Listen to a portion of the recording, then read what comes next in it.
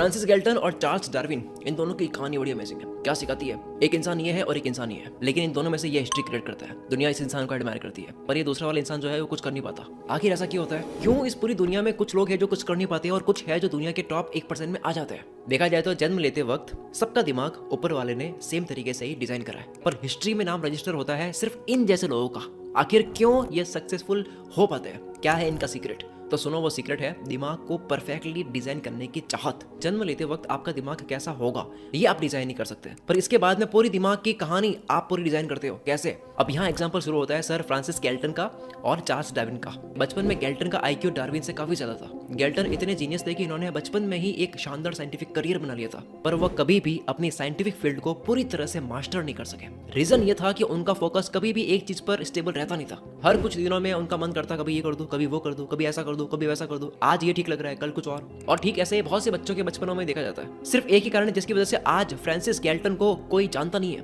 और दूसरी तरफ चार्ल्स डार्विन थे, इनका आईक्यू इनसे कम था, पर इनका जब नाम लिया जाता है तो 3 वर्ड्स दिमाग में आते हैं, बहुत बड़ा साइंटिस्ट। डार्विन एक ऐसे साइंटिस्ट है जिन्होंने हमेशा के लिए जिंदगी के बारे में हमारी सोच को बदल कर रख दिया। पर डार्विन एक आम बच्चे थे, इनका आईक्यू लेवल भी एवरेज था। ये खुद मानते थे कि मेरे अंदर चीजों को जल्दी समझने की कोई काबिलियत नहीं है। गैल्टन के कंपैरिजन में डार्विन के पास में कोई काबिलियत नहीं थी। तो फिर कैसे डार्विन दुनिया के इतने बड़े साइंटिस्ट बन गए जिनको पूरी दुनिया जानती है? अब इसको समझने के लिए इनकी जिंदगी सुनो। बचपन से ही डार्विन का शौक था बायोलॉजिकल सैंपल्स कलेक्ट करना। इनके पापा डॉक्टर थे जो चाहते थे कि मेरा लड़का मुझसे भी बड़ा डॉक्टर बने, इसीलिए डार्विन को यूनिवर्सिटी ऑफ एडिनबर्ग में एनरोल करा दिया। पर डार्विन को इस यूनिवर्सिटी में सिर्फ अंधेरा दिख रहा था। उनका कोई इंटरेस्ट नहीं था डॉक्टर की किताबों में। उनकी जिद थी कि वो डॉक्टर नहीं बनना चाहते थे। डार्विन के ऐसे बिहेवियर से इनके पापा काफी परेशान भी हो गए थे और उन्हें लगता था कि यार इस जिद की वजह से उनका बेटा कभी आगे नहीं बढ़ पाएगा। और फिर जब कोई रास्ता समझ नहीं आया तो उन्होंने चार्ल्स डार्विन को चर्च में काम दिलाने का फैसला किया। पापा का हुक्म मानकर इन्होंने यूनिवर्सिटी से चर्च शिफ्ट होने की तैयारी कर दी। लेकिन तभी उस यूनिवर्सिटी के एक प्रोफेसर ने इन्हें बताया कि एक रॉयल नेवी शिप है HMS बेगल जो जल्द ही दुनिया घूमने जा रही है और उस शिप में बायोलॉजिस्ट की जरूरत है जो प्लांट्स और एनिमल्स के सैंपल्स कलेक्ट करके ऑब्जर्वेशन के लिए इंग्लैंड भेज सके।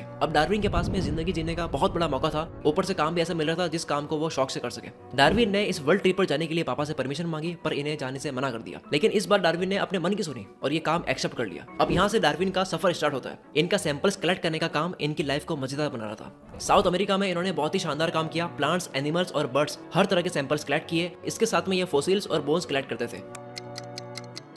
डार्विन अपने सारे सवालों के जवाब उस बायोलॉजिकल स्पेसिमेंस के कलेक्शन में ढूंढ रहे थे। उन्होंने अपनी सारी एनर्जी इसी काम में लगा दी और इतने सारे सैंपल्स कलेक्ट किए कि उनके दिमाग में एक थ्योरी बननी शुरू हो गई। 5 साल समुद्र में बिताने के बाद डार्विन इंग्लैंड लौट आए और बाकी की बची हुई जिंदगी अपनी इवोल्यूशन थ्योरी को बिताने में लगा दी। इस प्रोसेस में बहुत से चैलेंजेस इनको फेस करने पड़े। उस समय विक्टोरियन और एडवर्डियन की लिटरेचर थ्योरीज इंग्लैंड में चलती थी और इतने बड़े लोगों के सामने अपनी थ्योरी को प्रूव करने के लिए डार्विन को अपनी पॉलिटिकल और सोशल स्किल्स बहुत डेवलप करनी पड़ी, जिसके बाद में फाइनली इनकी मेहनत रंग लाई और डार्विन की थ्योरी पूरे वर्ल्ड में फेमस हुई और एक्सेप्ट हुई।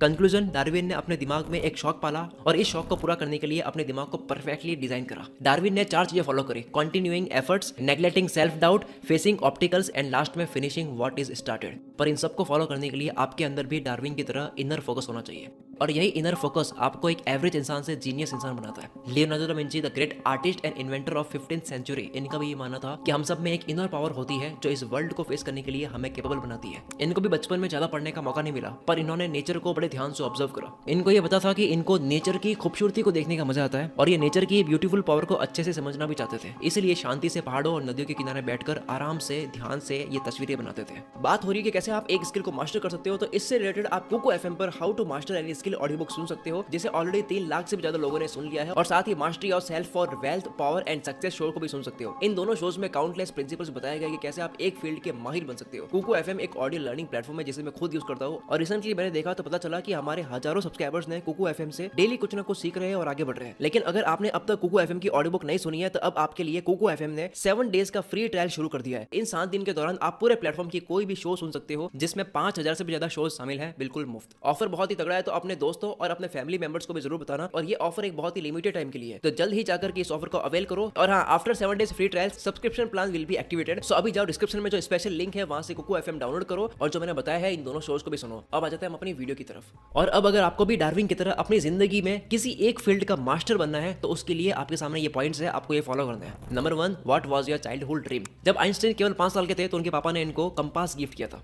और वो कंपास उन्हें इतना पसंद आया था कि उसकी सुई से ये कंप्लीटली मिसमर्ज्ड हो गए थे। दिन पर आइंस्टाइन के दिमाग में कंपास की सुई घूमती रहती थी कि क्यों कंपास को इधर उधर हिलाने से इसके अंदर की दिशा बदल जाती है। यही सारे थॉट्स चलते रहते थे इनके दिमाग में। आइंस्टाइन ने सोचा कि कोई ऐसी मैग्नेटिक फोर्स है जिसकी तरफ ये सुई इंडिकेट कर रही है, पर इस मैग्नेटिक फोर्स को आंखों से देख नहीं सकते। इस बात पर इन्होंने बहुत ज्यादा सोचा। इन्होंने सोचा कि क्या ऐसी कोई भी शक्तियां है दुनिया में जो नहीं देखी जा सकती है। इसके बाद इन्होंने साइंटिस्ट बनने का डिसीजन लिया और अपनी पूरी जिंदगी, अपने सारे विचार इसी मैग्नेटिक फोर्स और इसी फील्ड के चारों तरफ लगा दिए। आइंस्टाइन हर मुश्किल घड़ी में उस कंपास को लेकर बैठ जाते जिसने उनके अंदर साइंटिस्ट बनने का जोश जगाया था। इन शॉर्ट, बहुत से सक्सेसफुल लोगों का झुकाव उसी काम की तरफ होता है जिसे वो बचपन से ही करना चाहते थे। नंबर 2, ऑक्यूपाई द परफेक्ट निश। एक रिसर्च में ये पता लगा कि जितने भी सक्सेसफुल लोगों ने जिस भी फील्ड में सक्सेस हासिल करी है, वो इस फील्ड में बचपन से ही जाना चाहते थे। तो आप भी आंख बंद करके अपने बचपन में झांको और पता लगाओ कि आपका फेवरेट निश क्या था। ये गेम थोड़ा सा डिफिकल्ट है। इसमें आप शुरू में अपनी मर्जी का कोई भी बड़ा फील्ड सेलेक्ट कर सकते हो। फिर वहां से 2 रास्ते हैं। पहला वाला रास्ता वो है जो साइंटिस्ट रामाचंद्रन ने बताया था, जिसमें आप अपने फील्ड में ऐसे छोटे छोटे रास्ते ढूंढो जो आपको अच्छे लगते हैं। जब मन करे आप एक स्मॉल फील्ड छोड़कर दूसरे स्मॉल फील्ड में ट्राई करो। ये प्रोसेस आप तब तक करते रहो जब तक आपको कोई ऐसा फील्ड ना मिल जाए जो आपको एकदम सही लगे। दूसरे रास्ते का नाम है मात्सुओका। मान लो आपने एक फील्ड में मास्टरी कर ली, जैसे रॉबोट बनाना आपने सीख लिया, तो इसके बाद में दूसरे सब्जेक्ट की भी स्किल आप सीखना स्टार्ट कर दो, जैसे कि न्यूरोसाइंस। अब इन दोनों फील्ड्स के नॉलेज को आप मिला दो, जिसके बाद में शायद ऐसा हो सकता है कि आप नया फील्ड बना दो, या फिर आप इन दोनों फील्ड्स में कुछ ऐसे कनेक्शंस एस्टैब्लिश कर दो जो अब तक किसी ने नहीं करे। अब आपके ऊपर है कि आप चाहो तो इन दोनों में से कोई भी रास्ता चुन सकते हो, जिसके बाद आप एक ऐसे फील्ड में होगे जिसमें आपको कोई कंपटीशन नहीं होगा। आपको वो करने की आजादी होगी जो आप करना चाहते हो। आप उस फील्ड में अपना खुद का एजेंडा सेट कर सकते हो और ये पूरी फील्ड आप कंट्रोल कर सकते हो। Number 3, avoid the false path. कुछ लोग पैसा कमाने के लिए वो करियर ऑप्शन चूज कर लेते हैं जिसमें उनका कोई इंटरेस्ट नहीं है, लेकिन उसके अंदर पैसा देखते हैं वो।